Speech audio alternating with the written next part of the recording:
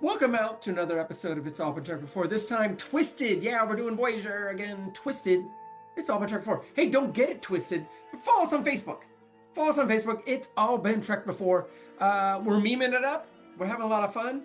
Uh, Chuckle along with us or chime in and be like, hey, I love this episode, or I hate this episode, or you guys said this, or you said that. Hopefully positive things, but we can take constructive criticism like anyone. I know it sounds twisted, but now we're talking twisted. It's all been tracked before. Twisted. Welcome out to another episode of It's All Been Trekked Before. The Skeleton Crew is here. This is Steven. Olivia James, we're here to talk about the Star Trek Voyager episode, Twisted. First impressions. You know, I came across a similar comment when I always try and go out and see what the other fans like us and fans not like us said. I think somebody said it's not a great episode, but they found it entertaining enough. And I think that's kind of where I land. It's another anomaly. You know, I thought it was a nebula at first. I'm like, is this what we're doing? I mean, it kind of had the same kind of, I'm going to say it. I'm sorry, Keith isn't here to hear me say it, but kind of had the same nebulous effects of, it could do kind of anything, which is, of course, I mean, we're already buying that they're on the other side of the galaxy and all that stuff. But I thought we had some good character stuff. It wasn't, and it's not necessary. It wasn't red kryptonite stuff, which was fine. I just thought we had some good character moments overall and a little bit of development there, which I enjoyed. You know, it was one of those, oh, what's the mystery kind of a thing. I like that eventually, I like that they keep trying to figure out how to do it. And, we always talk about how the Voyager team's kind of a can-do team. We're going to figure it out. We're going to science it up. And I love Tuvok kind of figuring it out at the end, like, let's just do nothing. Let's just try that. It's logical. And so, yeah, I enjoyed it. Like I said, I don't know that I was like, I wouldn't have a parade for it, but or hang the moon. I don't know that hung the moon, but I appreciated that's too not. I enjoyed it. I had a good time watching it. Yeah, that's what I would say.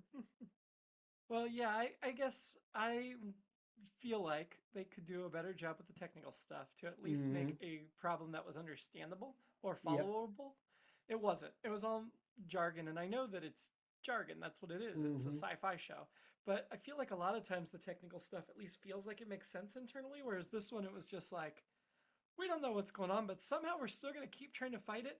Maybe the Yeah. most sensible thing of all was when they gave up, even though that's very unstarfleet, because it's just like, Right. I don't have any clue how you could possibly do anything from the holodeck to stop this thing. It So, was very. I thought Tuvok's thing was. I don't know why this came to my head. Maybe because I've been watching a lot of things, a lot of '70s nostalgia about quicksand. Because in the '70s, all the TV shows and everything, quicksand was a big deal. And I was sure I was going to die in quicksand. oh, And one of the absolutely. things you shouldn't do in quicksand is keep moving. At some point, you should just kind of stay still and hope that somebody comes and gets you or whatever. But which is kind of what they did here. But yeah, I'm with you. There weren't really any rules for here's how we handle this thing. They kept trying to make some, but a lot of it was very random. And on the one hand, it's like, what is this thing? On the other hand, it's like, oh, what are you doing here?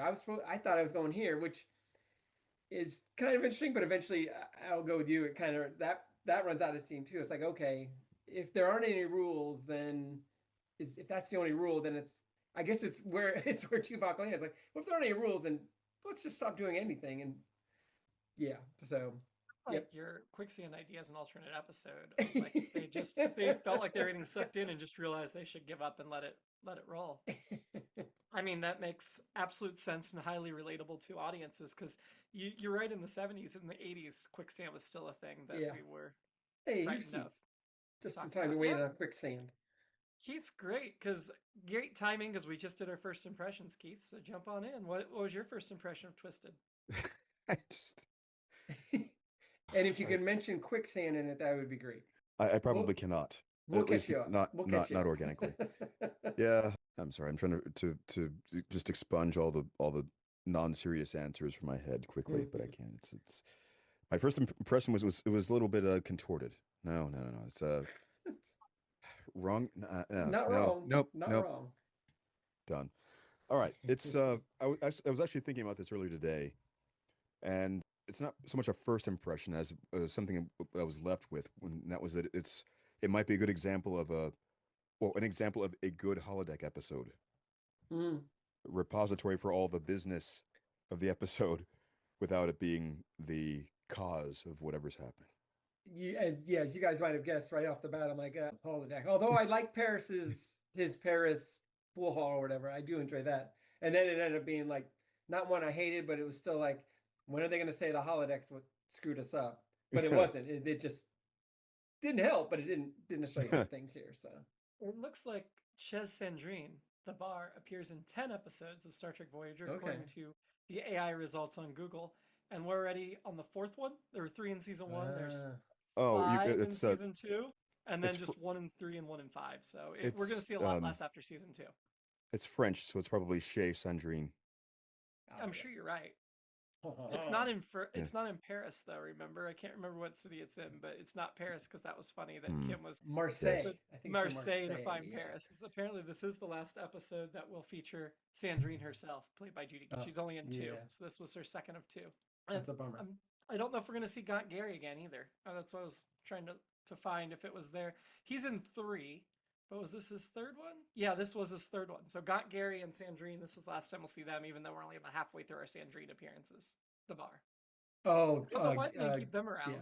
Transcript site calls him Gaunt Gary, which or I don't know if that's his actual name. Chakotay. She pronounces his name really weird. I don't know if you've noticed before. It wasn't really apparent in this episode. Chakotay or something. Her emphasis is on the weird syllable. Yeah. Compared to how other people say it. Must be a Klingon thing. So we start out with like a really creepy Kess thing of her coming in. And turns out it's just the surprise party. But it was like a creepy opening. And given how often Voyager does horror aesthetics, I was fooled into thinking there was something scary going on. Were you disappointed? Well, it ended up being there was something scary going on. It just took a little bit of time to get there. So, for me, it's almost a jump scare once you find out it's a holodeck. I'm like, oh boy. But again, I do like Chez Sandrine, so. I think Voyager does a pretty good job of using the holodeck not as a quote-unquote holodeck episode, the way the Next Gen would do episodes that were all about the holodeck. I feel like Voyager does a good job doing episodes that have scenes in the holodeck or a holodeck component without it being we're trapped in the holodeck as a general rule. I also liked that. I thought that opening scene was very. It made me think of the poker games from TNG, where it's like, oh, it's just the crew hanging out at the top of an episode. Obviously, we get into trouble or we get into the distortion ring or whatever, but I like that. And then we learn that Kess Janeway's is not just gonna wait now 7 years to hang out with her staff. Kess is just now turning 2, which makes our conversation from a couple weeks back even more like salient, I guess. That popped in my head immediately. She's so young. Yeah, there was definitely some creepiness about the turning 2 stuff. Like, she's not old enough to drink, right? They can't give her alcohol. Yeah. I don't know. What governs that? Like, I don't know. Because they're in international waters at this point. So that's what I would say. All bets are off.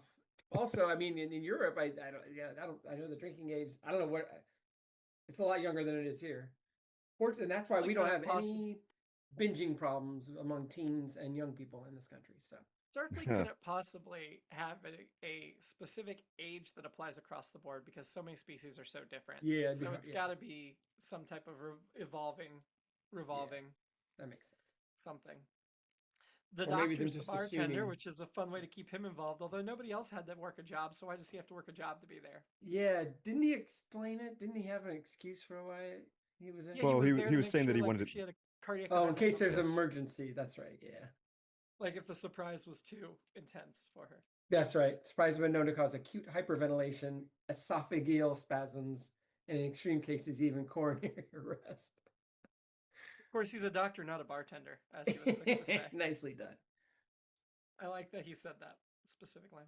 Yeah. At first, I was like, are Kim and Tuvok just not invited? But apparently they are, or at least Kim is. Maybe Kim Tuvok's is, yeah. not. Maybe that's the chip on his shoulder through most of this episode, is he wasn't invited to the party. But Tuvok is that terrible boss that's going to keep you there that extra 34 minutes when you've got someplace to go, and he knows. I'm glad they worked it out to where he's like, you know what, go down and check on, whatever he said. Was a very Spock thing to say. I don't buy that Tuvok would say that. I think Tuvok would just be more straightforward. Yeah. Maybe he's false to me. Maybe he's getting there. Maybe he's trying. No, full-blooded Vulcans generally don't try. Right? Full-blooded Vulcans tend to be a lot more serious. They do or they do not. There's No trash. Thank you. Yay, Keith. People. So Torres tells Kes she needs to keep her wish a secret, so I guess that tradition survives, or at least for B'Elanna's human half. Well, I wondered, I guess that's a Klingon thing too, right? Then? Well, I don't know. It could just be she's half Klingon, half human. So Oh, that's it could right. be her That's human right. parent. That's a then. good point. Good point. Klingons, if you had a surprise party, they would probably kill you with a bat'leth before they realized that it was a party. You're right. It's an attack. And it'd be the honorable thing to do. Right. Wasn't it super, super freaking uncomfortable? I couldn't take my eyes off Janeway and Neelix's faces when Paris was giving Kes the present. Janeway's face the whole time. Neelix, I expected the jealousy, whatever, but even Janeway registered as like, this is awkward. I'm standing here awkwardly. I know it's a doomed thing, but I'm going to do it anyway. I mean, I'm a Mets fan, so I'm still rooting for Kes Paris, that couple to happen. But I liked that. Yeah, I like that he got into the thing, and of course he's gonna be like, well, it's in it. I mean, he can have affection for her without it being that kind of affection for her. Yeah. But 2 weeks of replicator rations is a little bit beyond casual friendship. That is a lot. Yeah, this is true. This is true. So Neelix brings out that beautiful cake that looked delicious, and I would like to try the 7-layer fudge cake. Yeah, I thought early on I was like, I want to try this, and then later it looked almost gelatiny, and I don't know if that was a different cake but I'd still like to try Gibellian fudge, and the icing's made from pureed lamaki nuts. Kes's favorite. Kes's favorite, right? Yeah. So we don't have to take Neelix's taste for it. We've got somebody who we trust a little bit more on flavors vouching for it. A little bit. I did love when they all had to rush off for the emergency. Neelix was like, "What about the cake?" Because of course that's his only concern is his cake that he had. And I do like Janeway's priorities though, that she took a second to stop and turn and say, "Save me a slice." And yes, I did too. I approved of that. I don't think Picard or Kirk or Cisco would have done that. So give. I would have got a piece of cake. I would have taken cake with me. Yeah, there's no. I would have too. I think I would have hesitated long enough to grab a slice on my way out the door. It's got to be a big emergency if I'm not going to get some of that cake. Yep. Right. So as we're going through the hall, we meet the gym rat, apparently the security officer, Lieutenant Baxter, who we've seen once before, played by Tom Virtue. Because we've seen him last season for an episode, we've already talked about him. But I believe he will be back. Yeah, he's in 4 episodes of Voyager. So he'll actually not be back until the final season, but he'll do 2 episodes of the final season. So I was gonna say I didn't remember Baxter, but the actor looked familiar, of course, because Tom Virtue's pretty well-known actor. He might have had my favorite line of dialogue in the episode. We'll see by the time we get to the end. They're like, "Hey, there's a spatial distortion." Well, maybe that explains why the gym got so cold. Cold? Yeah, I didn't notice it at first. I was working out so hard. Right? Yay. I was like, is that a humble brag or that's just a brag, right? That's not even a humble brag. That's just like I was working out so hard I didn't even notice how cold it got in there. We talk a lot now about how like modern horror movies and stuff, like they have to rethink how to do them because if you just have a cell phone, you whip it out and that like solves half the problems. Yeah. This is the 90s before cell phones were ubiquitous, but I love that they immediately took communications down as like the first thing as a way to like keep the action a little more interesting. I mean, every time they beam down to a planet where we get in trouble, it's because, the communications are out. Communications are not that resilient. They really should be more resilient. And I really don't understand how twisting the ship, like that's the first thing that goes. I think there'd be redundancies throughout the ship, but whatever. That's why I thought it was a nebula, but they, like I said, they called it a distortion ring, but had similar. Again, you weren't here for this, Keith, so I'll say it again. It had similar the qualities of this distortion ring and the effects it had were very nebulous. Yeah. I didn't do it right. Task me, Steven. I did like that when Tuvok's, I'm going back a little bit, when Tuvok's talking to them and the comms go down and it just keeps repeating phenomenon. Because as a Kasparis shipper, they are something like a phenomenon. Hat tip to LL Cool J. I never shipped them at all. I believe that, but I love Tom Paris. I actually like Kes, and I know I'm not supposed to, but I do. I don't think that ever was something that I wanted either. thinking back to having, the first time I watched the series, that was not even like a tension that registered as something that stayed in my head. This is like all new to me again. Like it's much more obvious now, but Mm. I still don't actually want that to happen. So I don't know. Well, even though I don't particularly care for Kess, Paris has like popular jerk energy, which was always like I didn't like Paris at first. I do think he has good qualities now, but Yeah. Hmm. yeah, he's not a character I gravitated towards by any Well, means. and I'll let Kasparis go for now after this, but let me ask you guys this: Do you? And I know you obviously you guys have seen it before, but we're in the rewatch. Do you think his giving up 2 weeks of rations or whatever, or replicator ration? Do you think that's like oh, I really like this person, or is it I really want to have sex with this person, or both? It could be both.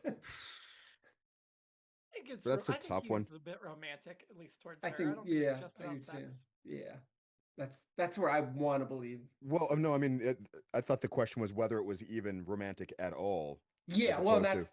that's on the table too. Yeah, could just And be I like suppose I that's like you possible. as a friend. Yeah, and they're very young, and and they're kind of. I mean, they've got this crazy, not a crazy person, this guy who annoys everybody. And I think they even use the word annoy. We'll get to that later too. But okay, I'll let that go. Oh, this will be my next Kess thing.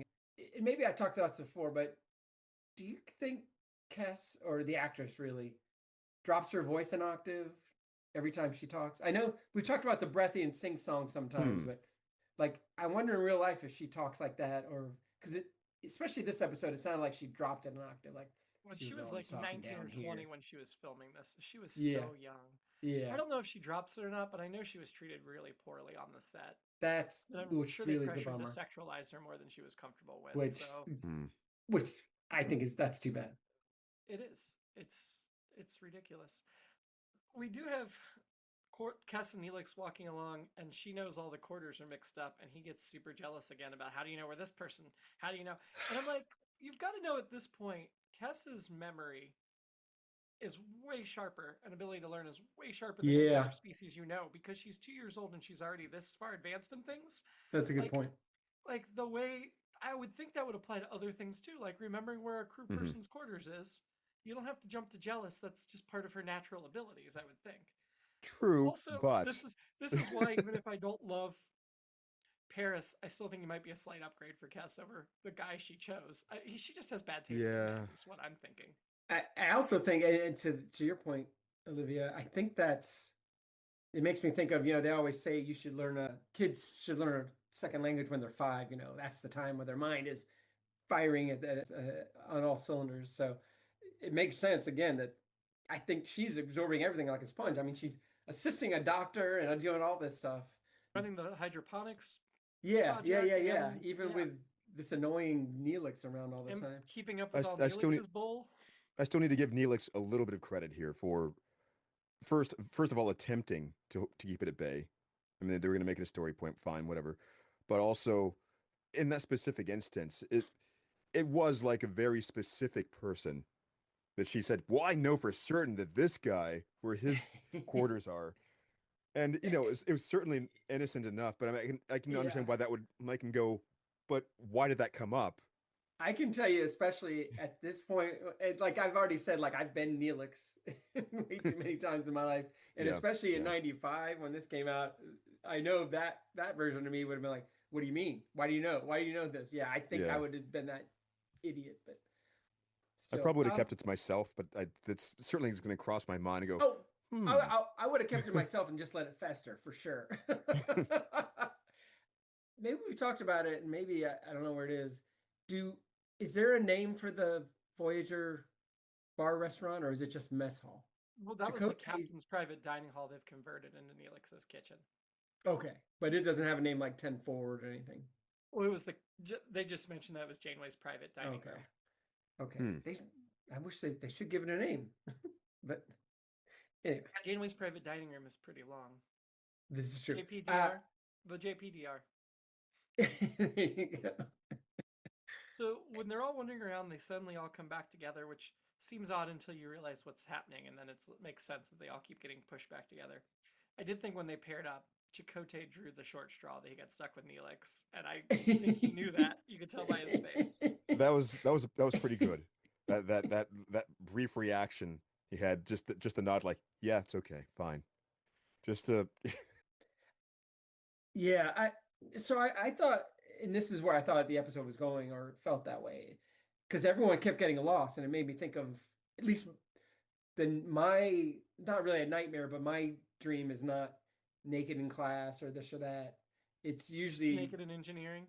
It's naked and lost. yeah. No, it's lost. It's just being lost. Like, oh, I'm supposed to be at this place. All of a sudden, I'm just never able to get there. Yeah, that happens to me a lot too. So I related to that, and I thought, is this going to be just everyone's dream? But Oh, Well, we that's have the guy I don't know why that didn't occur to me.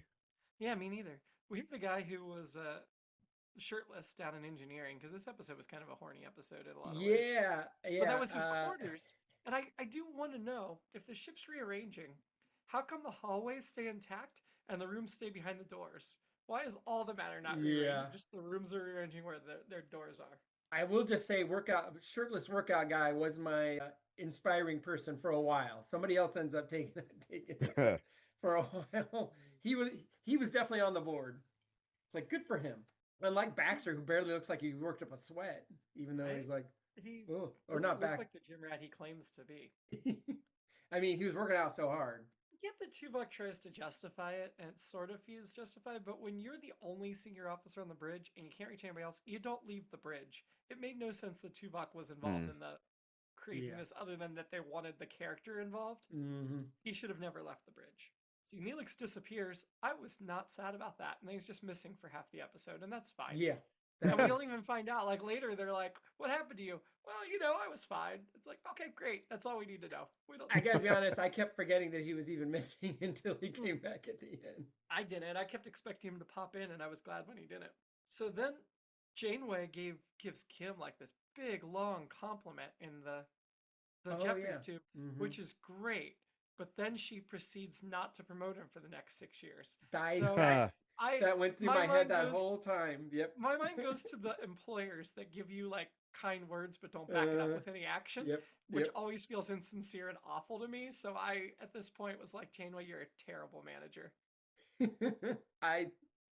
Same thoughts. Yes. So Janeway then, like, reaches her hand through, and everything looks like she's on an acid trip, I guess. I've never dropped acid, but that's what TV has taught me an acid trip looks like.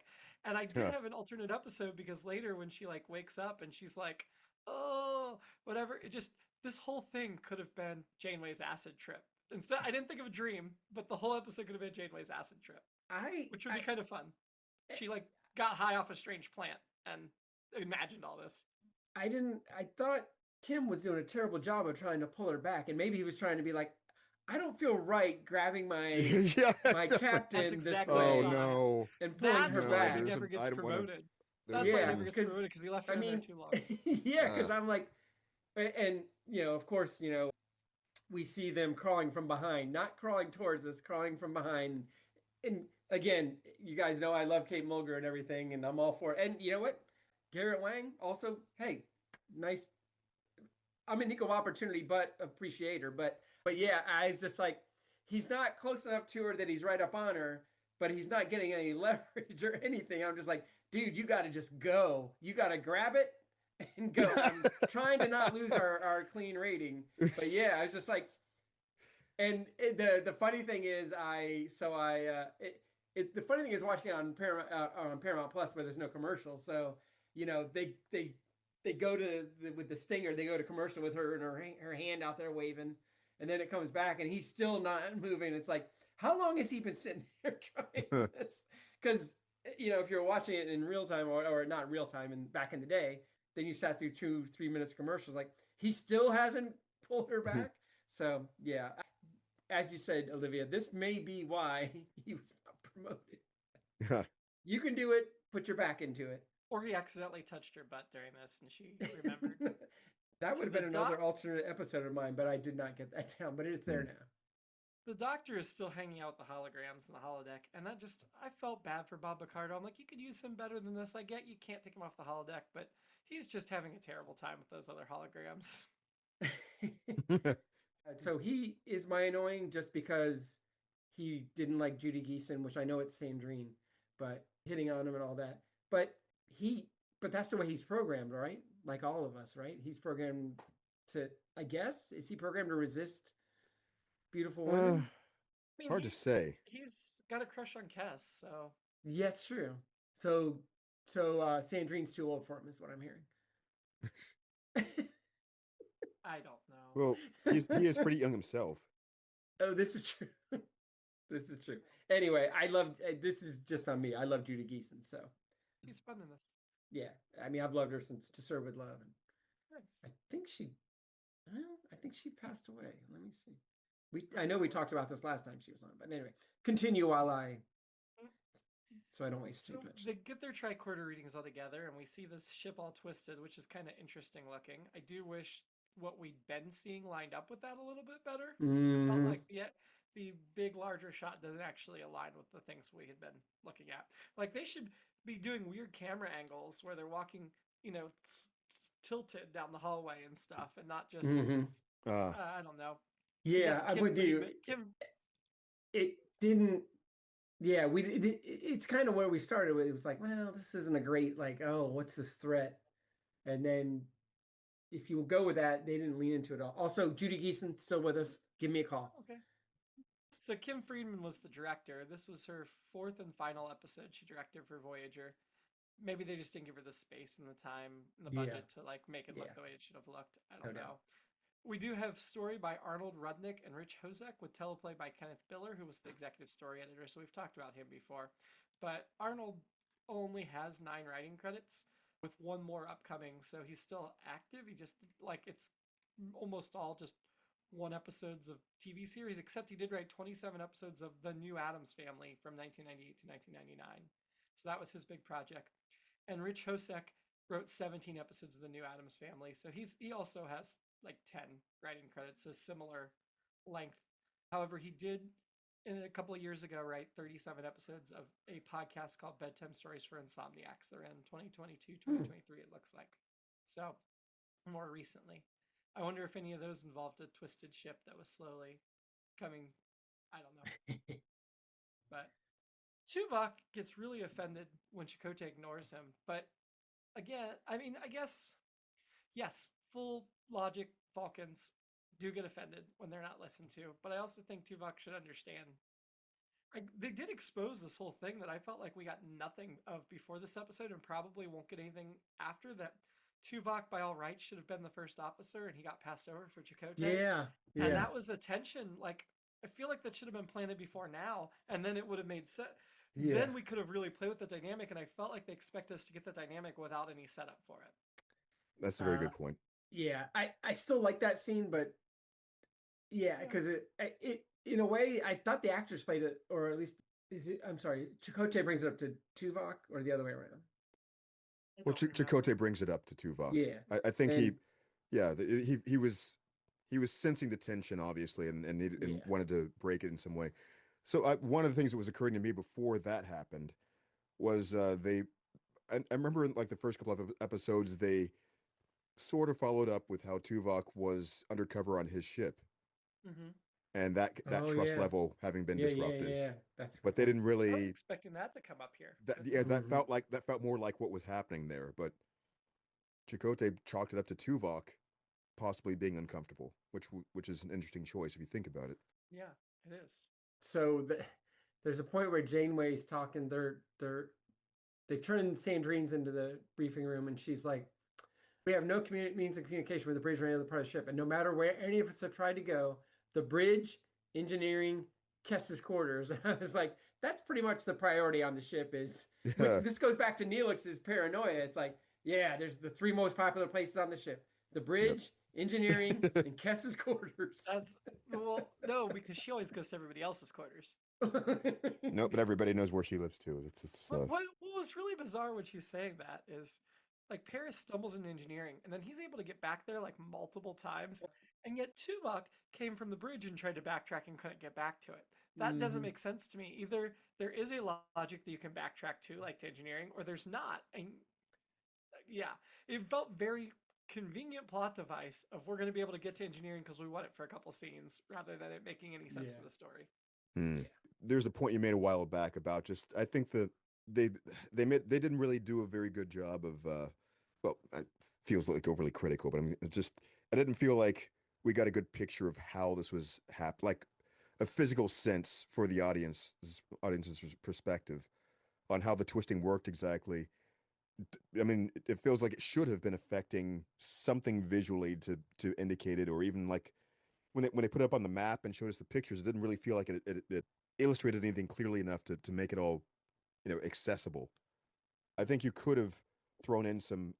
Because I mean, I know along the way they were trying a couple things like that. They would reference where these rooms were on, like which decks they were on. I was on deck 3. Now we're all on deck 6. I felt they could have established some sort of consistent visual there to indicate what was being moved around.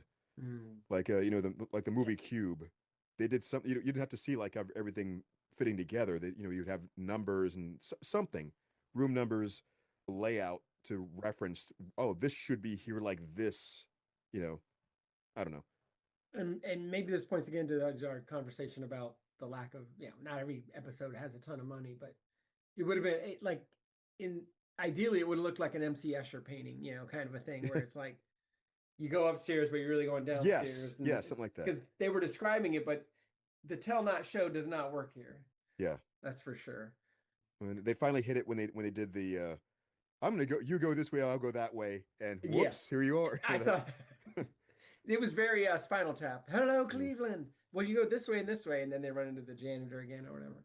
But at one point, Torres, they get to engineering, and she's telling everyone, "I don't have time to go into details, but your alter remain at your post until otherwise notified, whether or not your duty shifts over."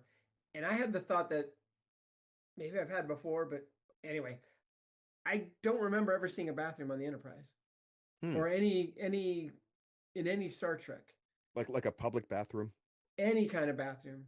Have we ever seen? Yeah, I feel like we've seen showers or something, right? I don't think we ever see showers. No. We've seen bathrooms. I don't think we've seen toilets. It's like the Brady Bunch.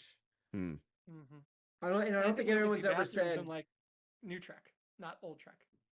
Oh yeah. I think you're right. I think you're right. New Trek we have. I guess, and maybe we've seen people vomit, but we've never seen people.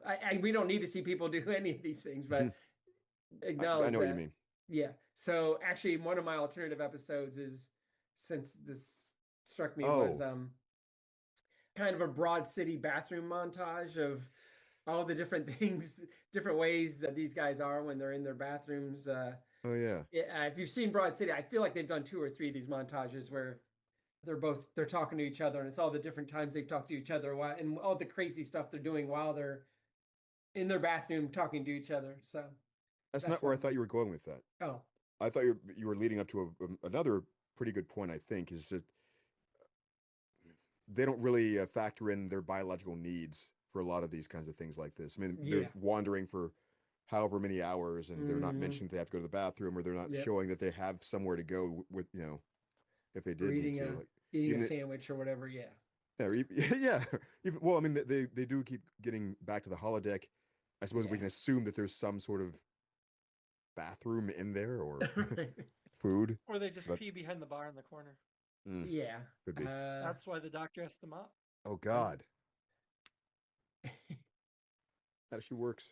They're now trapped in the holodeck, and that's where Tuvok is like, let's just stand here. Janeway's acting like a possessed person, doing like Twin Peaks weird speak or something. Mm-hmm. Oh, yeah. Chakotay and Tuvok, we did talk about their thing. That clear the air scene before they die, though, because they very well may die, is nice. I'm glad they had that moment between them, and I hope that lasts going forward. Like, there's some new understanding. We'll see. Wait, about the Twin Peaks speak. I actually happened to have the captions on when I was watching it, so they did say exactly what she was trying to say there in English, and it was just one was like something like can't talk, another was something like do nothing. She was actually telling them the answer, do nothing, they're trying to talk to me, or something like that. Oh, cool. Interesting. That's really neat. For Doc, when he hugged Kess, that didn't feel romantic at all. That felt very nice and comforting and like friendly. And I don't know, I don't remember if he's like already getting over his crush or if that's just the way they chose to play this scene. But the doc, Mhm. I was like, that's a pretty good guy there. He's definitely an upgrade over Paris or Neelix for her if she would choose to go with him. We also found a few minutes for Chakotay and Torres to make peace, and for which I still don't understand. I think if Torres should have stayed freaking out the entire time, I don't think she should have sat down and made peace with Chakotay. But it was a nice moment, and the Paris like putting his hand on Kim, even though he takes it away before the twisting comes. That's a nice moment, but. I was checking because I think at one point they're like 3 minutes and 17 seconds, and it was like 5 minutes of that goodbye stuff before it hit. So longer. The timing did not work out. The distortion ring is it distorts Yeah, time yeah. too, you know. I did like Tuvok placing his hand next to Janeway, not quite touching her, but placing his hand right there next to it. But I did also think it was super bizarre that they all stayed standing up. If they don't know what's going to happen, they don't know if it's going to hurt, they don't know how it's going to affect them, I would at least sit down before that wave hits you. Yeah. I would not stand there. Brace for Unstably. impact. Also, what I would probably be doing, and this is my other alternate episode, is if you have 3 minutes left to live, and it looks like there's room in that bar to go out of sight of other people, you'd be hooking up. Nobody hooked up. Everybody just stood there. Where's all the hookups happening? I agree. I mean, Torres and Kess were like the two women in there. They'd have their pick. God. So I saw. Well, I thought Paris and Kim might for a second hook up. A House of Dynamite yesterday, which by the time people hear this may have won an Oscar or not won an Oscar or been nominated, whatever. But so it's will kind have of one of those two things. Either it will have won an Oscar or not won an Oscar. We can predict that with certainty. But it's kind of like fail safe. It's one of those where a stray nuclear weapon gets through, and then how we react and that kind of stuff. And it made me think of The Day After, the seminal mid '80s movie about a nuclear strike. Really, in that one they don't stop it, and it's the end of the world, kind of, or whatever, nuclear apocalypse. And being whatever I was then, 16 or whatever, my one of my thoughts was, well, if this happened, I can't die a virgin. That makes no sense. When you're 16, it does, but really it doesn't. But it's like, all right. And where I lived was like 10 minutes from Wright Pat, which was like one of the top 10 targets. So it's like I would only had like 10 minutes. So I really needed to have a plan. But the hardest part was step one, which was the problem all along, which was somebody that would be willing to sleep with me. So it took me a while to solve that. So thank God, the world hasn't ended yet. But anyway, good movie. If you haven't seen it, I recommend that. But what you're saying is it's okay if the world can end now. Or if it ends now. Yeah, because I've had but... sex at least a few times since then. So with other people. Shoot, I'm losing our clean rate. Maybe we're not to it yet, but there's a point where Tuvok is trying to, not pontificate, but give information, and Chakotay cuts him off, and I'm like, why are you cutting off Tuvok? Why would you cut him off? He's getting somewhere, but then it leads to that exchange that you guys were just talking about. So I actually like that. I'm up to where Janeway wakes up and tells them it's all communication, and then they find out that the alien copied their entire computer, but left them a giant trove of data. Which it's weird that the entire trove of data they left them was porn, but whatever. Well, that might explain, because one of the things I read was one of the criticisms that didn't like was, they get all this information. It's like, oh, amazing, never referenced again. Spoiler alert, Keith. And so, and I kind of agree with that. Unlike Discovery, that made more sense. Yeah. Mm-hmm. There's a moment where Neelix is asking. Is it Chakotay? He's asking for advice about women or relationships. Yeah, well, Neelix is asking Chakotay. Yeah, so that made me think this. The way he was asking, do you think this is that Kess is Neelix's first real relationship? It seems like it. He's acting like a college kid. Yeah. I feel like I don't know. I don't know why I remember him referencing something. Maybe I might be mixing it up with some other similar kind of character from something else. This feels like he's had some relationship before or some ex, but I'm probably combining with something I can't think of. Yeah, so maybe his aging works the exact opposite of Kess's. So he looks like he's 50, but he's actually 13. Maybe that's a possibility. So they didn't really get into that, have they? They haven't really talked about how mature he is or is not. What is he's annoying as hell, and Yeah. he seems immature, and that's just what made me think, like, is this his first love? And maybe it is. And you know, Seems like it. yeah, and since of course, as we know in Trek, gender is binary. It's man and women, that's it. And men Well, it mature used much to be. later. So It used to be, but Star that's Trek true. Discovery That's fixed true. that. Old Yeah. Trek, you're right. I'm using an old joke. Put it in Earth terms or my terms, actually. Yeah, it seems like men takes a lot longer to mature. There's some validity to that. There's a point where they're trying to beam people around, and a couple of them land on a pool table. Yeah. Mm. How many people do you think would have to be beamed in and land on that pool table for it to collapse? Like, I don't know how a pool table's made. I know they're pretty heavy. They seem pretty solid, but I don't know if. But nobody, I can tell you this: people that own them or own a bar that has them, they do not want you sitting on them or doing anything like that. So it just Well, made I've me seen think. Those I want. Felton stuff. I've seen some Yeah, that's exceptions true. on exceptions, unfortunately, and at one place they're actually using one as a stage, Oh and wow. so I know people can stand on them. Okay. Yeah, I was curious about that. Yeah, I completely understand. Don't have people want to put their drinks on them and everything else, and yeah. That's exactly what you need is Yeah. beer spilled on a nice It table. it did not help the shape of it by, as you might imagine, is in pretty bad shape as far as Yeah, the surface and playability, but I mean, the actual structure is fine. the EMH, the doctor, the good doctor, says what all of us have been talking about for the first season and a half of Voyager. As much as he may annoy me at times, Mr. Neelix is one of the most resourceful and resilient individuals I know. And he says that to Cass, which is very sweet of him. Do you think he And was being sincere? Or do you think he was just trying to comfort her? he's trying to comfort her, which I think is very sweet of him to say. Okay. I think he was being So that sincere, makes me think honestly. he's got some diplomatic programming, even if he couldn't be diplomatic with Sandrine. Or I guess he was diplomatic. He just told everyone else he didn't appreciate Yeah. her coming on to him. Well, I He's mean, a bother. there was a point where they were kissing and they were interrupted. Oh, that's true. Sorry, there's a point where don't they? Oh, where Chakotay, where Torres sits down with Chakotay, and I think you already referenced that, Olivia.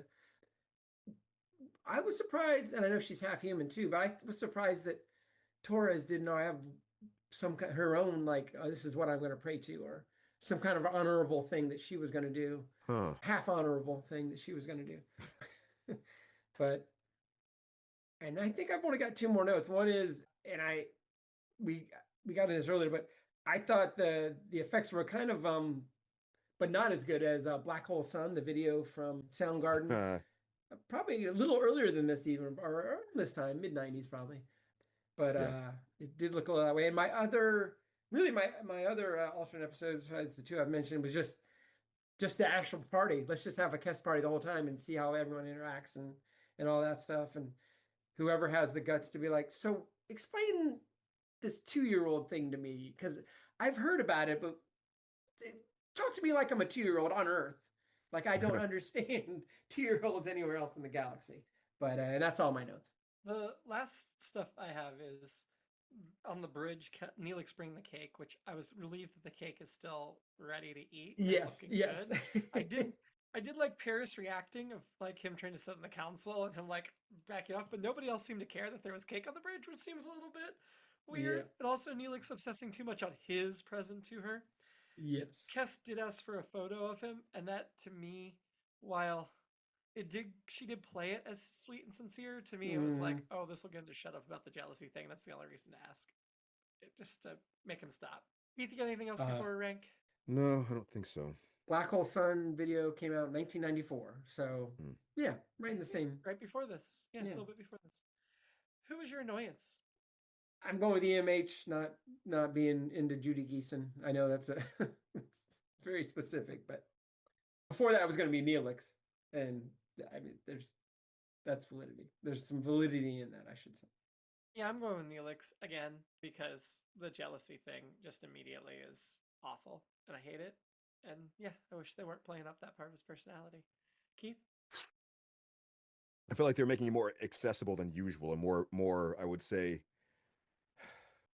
I don't know. It seemed like he had more of a cause to be jealous this time, and that he was trying to work on himself. I would still say that he was the annoying character. I will mention that when I was reading about it, I can't remember if it's the writer or the story editor, someone on the staff involved with it did not like that we had another episode where Neelix was very jealous. So I won't say when, but he tries to not amend, but not retcon, but kind of not fix, but I guess fix, but Yes. repair. Yeah, you beat me to it. Yes. Repair the image. Repair that image of him or damage control, something down like, the road. Yeah. So they were feeling what we were feeling, but everyone else like, no, we're going to keep them this way. So, or somebody, somebody made that decision, and they will be brought before the tribunal and made to answer for it. Well, I think that Olivia maybe can speak to this sort of thing, but once you give a character a hook like that, it's too easy to fall back on. Yeah. And it's like, well, this makes it easier to write for blah, blah, blah. So there you go. This is his thing right now. So. Yes, I do that. Absolutely. I'm not accusing you in particular. But I do. I absolutely do. I mean, there's plenty of other ways that Neelix is still going to be annoying besides being a jealous freak. So, yeah. So who was your character you're having a drink with this week? It's her birthday, Cass. She's old enough to drink now. Maybe. I don't think she's old enough to drink. So then choose Harry I'll Kim. have Coke. I'll have a Coke with her. I'm going to choose Harry Kim because he had a rough day. First, he was late to the party. He missed the party and only got there after things were happening. He got stuck in the thing the area with Janeway. While she said something nice, it immediately negated what's happening because everybody's just going to blame him for what happened to her. She blows smoke up his butt, but he's never going to get promoted. Yeah. So and the one that comforted Kim as things are going down was Paris. And is that who you want comforting you? I just think he had a rough day. Maybe not. And I think most people probably didn't even notice what a rough day he was having because they're just not paying attention to it. Yeah. Probably the pool player. That's got to be pretty frustrating. Gone Gary. Yeah. That somebody landed on your table. Yeah, no, just all the hijinks constantly. You can't even just play a game. So. And Paris is blowing him off instead of playing around with him. Yeah. It makes sense with his programming for sure too. So. Who was your inspiring character? I know, Olivia, you and I talked about it a little before. I think before Keith got on, but Tuvok just being like, let's just do nothing. I know it's the quicksand solution, but also I had Torres down at one point too. I can't remember why, but I thought she was one. I think it's the yin and yang. She's just like, I'm gonna figure this out, even though, it's kind of it didn't matter what she did. It was essentially what happened, which has led to Tuvok being like, let's just do nothing. If you choose not to decide, you still have made a choice. Like I said, workout guy was on my list, but I think I'm going to go with Tuvok. That is a really good choice. I mean, you probably talked me into it, in fact. If I'd taken just a little bit of time to think about it, he's certainly reminded me of situations that I have been in, as far as you see a couple of solutions. I don't know. He seemed to be thinking clearly for a lot of things, but was being blown off quite a lot more than he deserved to be, I think. And he's thinking, he came in with what turned out to be the correct insight at the end. I had a boss back in the day who she and I kind of saw eye to eye, that sometimes, because and some people are like, we gotta hit. Some people are on the Torres thing, like, we got to do something. We got to do something with this. Da da da. And then some people, and I guess maybe I'm one of those, like, let's just give it a couple. Let's just let it breathe. Let's take a couple seconds. Let's take a read step. Let's, consider what's going on here and see how things develop. We got some time here necessarily. But she was always like, it was kind of the Office Space thing where they're like, so we're letting Milton go. Oh no, we just stopped paying him. These things seem to work themselves out. So it's kind of that kind of thing too.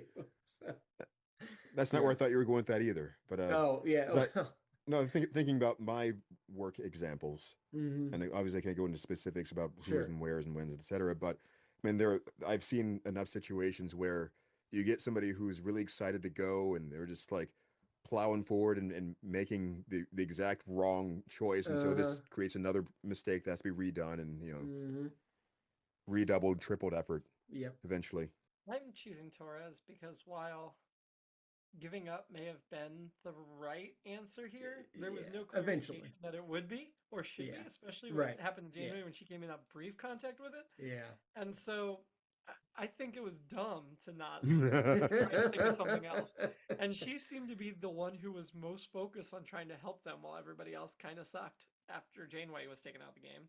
So Torres is my inspiring this time. Okay. Although I do think like her deciding to be calm and make up with him in the last minute kind of ruins the reasons I'm choosing her for inspiring. But I don't have a stronger answer, so oh well. Ranking this episode, I'm inclined to put it lower, but we'll see. Better or worse than Initiations? That's the one with the Kazon youth. Aaron Eisenberg guest starred. Oh yeah. I'll say I'm definitely going above that. Yeah. Yeah, I'll go above that too. That one was, despite Aaron Eisenberg's heroic efforts, it was not a good episode. Above that is Non Sequitur. That's where Harry Kim's in an alternate timeline. Yeah. I'm trying to load it in my head now. Yeah, we are. We're getting. Yeah. Oh, that one. Oh my god. No, I think I'd go below that one. I think I'd go below that one. Yeah, yeah. There's too much going on in the other one, and in the Harry Kim episode, I think the effort matched the story, if that makes any sense. I mean, I think I don't know. Yeah, I mean, I guess for the reasons I was saying before, that this episode suffered without really being able to lay out things in a visual way that makes sense to the audience. There was just an idea that didn't really get fleshed out as much as the other story. So I feel like that episode also is like, and we talked about how it's kind of the Return Tomorrow kind of nonsense with the time travel and everything. And I feel like these are both kind of similar in that way. And it's like, well, it's not a perfect, like, well, here's how things are happening, et cetera, et cetera. But I think, and a lot of it is like some of the questions I've been asking you guys in this episode. I think those are more interesting than the episode itself, probably. So I could see going under. I mean, if you guys were both going over, I could see that too. But yeah, I think what's above Non Sequitur, just for fun, just for the 37s. Okay. Yeah. It's been a weird season. This is only their 6th episode in. Yeah, and not uninteresting by any means. Yeah, So yeah, 2 from the bottom. I was not prepared for my next week on. Give me a second, because we're doing recording slightly out of order here. Sorry, Patreon folks, you get a peek behind the curtain, because we already will have aired that Way of the Warrior before this. So next week, Star Trek Deep Space Nine, The Visitor. Great episode. Oh wait, is it the one I'm thinking of? Yes, it is. Sisko's disappearance during a rare wormhole inversion causes his son Jake to pursue an obsessive, lifelong search for his father. This is hailed as a really good episode. Okay. I know it sounds like Jake pursuing a lifelong search. It sounds like but it's a really good episode. I believe Tony Todd plays the older version of Jake in that episode. Oh wow! So, okay, that's cool. So it should be fun. It's hailed that way. Then live long. Hopefully not longer as long than as Jake Sisko does next week. Yeah, and hopefully longer than 2, and prosper.